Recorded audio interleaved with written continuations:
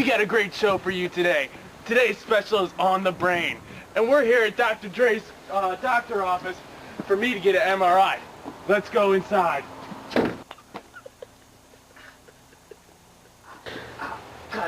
I'm here at Dr. Dre's office right now to get my MRI. Let's see if he's in. God! Welcome, gentlemen, to Dr. Dre's Lobotomy Center. I'm here to get my MRI. Can you tell me where the machine is? Sure, sir. Follow me this way.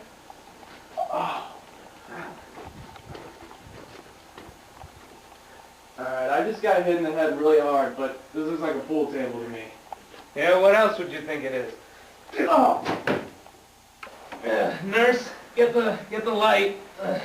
God, this guy's huge. Just let me roll him over.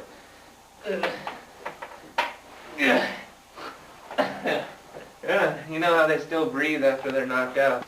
Well, I've never really been on TV before, and so this should be a gay experience for all of us. So why don't we go down here to the brain, and I'll try to show you how I'm gonna properly go about doing a lobotomy. The first thing I do when I do a lobotomy is I like to check the brain pressure. I like to, I'm getting a good reading. There seems to be some activity there. Not that I thought there was going to be, but there is. And so first I want to map out, the parts of the brain that I want to cut up. And so right here we see pimples along the forehead. We're going to have to avoid those while we make our incision. Then over here we find this sort of blondish, albino-ish hair right along the top here, and I'm going to have to avoid that too. Nurse, could you please help me out here? Thank you. You never want to breathe the nasty things that are going on inside these patients' brains. And I'm going to use the pizza cutter here to, make my incision. Okay, well, let's make our incision right here. What? Oh, he's waking up, nurse, restrain him! What are you doing? Hey, shut up! Shut up! What are you doing, man? Nurse, I'm supposed to be here for MRI. That's all, Hey, man. shut up! I'm not supposed to Shut do up! that. Shut up! Just go to sleep. And good night. After the sedation was successful, we're going to have to get down to what's going on inside Kurt's brain. The thing is there's a lot of blood and things in there, so it might get a little messy. Well, with me using my friend over here. Why don't we just...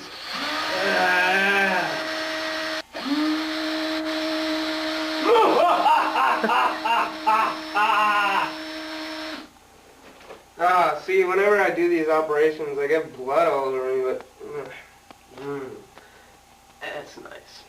Hey, since there's been no information in this video so far, we thought we would give an attempt to put some psychology in this, and we thought we'd show you the parts of the brain that we took out of Kurt. First, we have what is known as the hypothalamus. My lovely assistant, Dave, will tell you what it's all about. Alright, the hypothalamus, a neural structure lying below the thalamus, it directs several maintenance activities, such as eating, drinking, body temperature, and helps govern the endocrine system via the pituitary glands and is linked to emotion.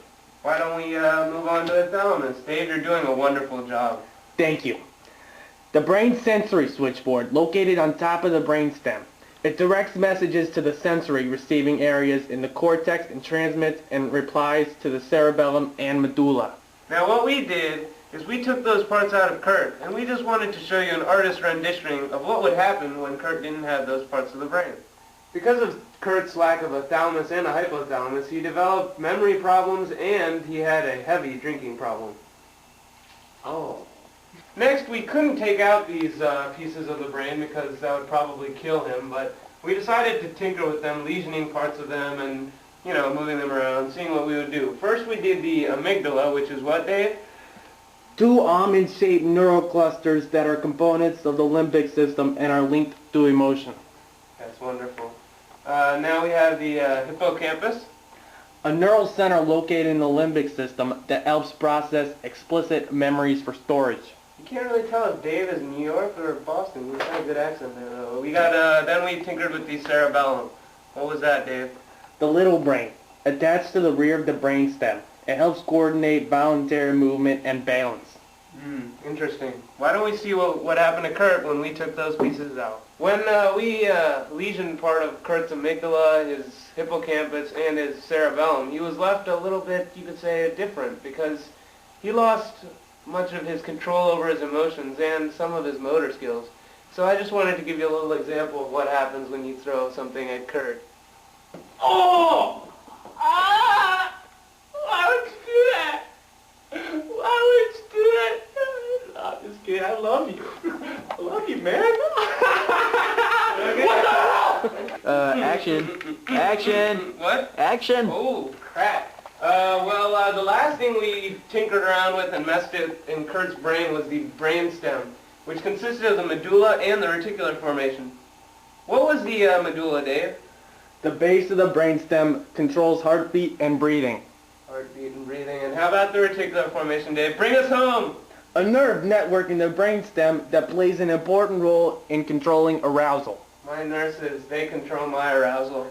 Now let's see some examples of what's going on. After the lesioning of parts of the medulla and the reticular formation, there was some slight changes in Kurt's patterns of arousal, you could say. We provided him with 3 toys to test this. All right.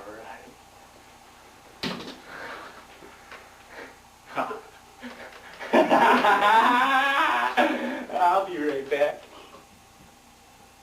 Hey, wake up! Curtis! Hey, buddy, listen, we have a 24-hour policy here. You're going to have to get out. I know you haven't heard. Oh, wait. Before you do, I took a part of your brain. You know, for legal purposes. That's what happened. No, you can't have it back. Why don't we, let's just get you out of here. Okay. Thanks, Discovery Channel, for visiting me today. It was a lot of fun. Had a great time. There's the door. Just see yourself out. Oh, okay.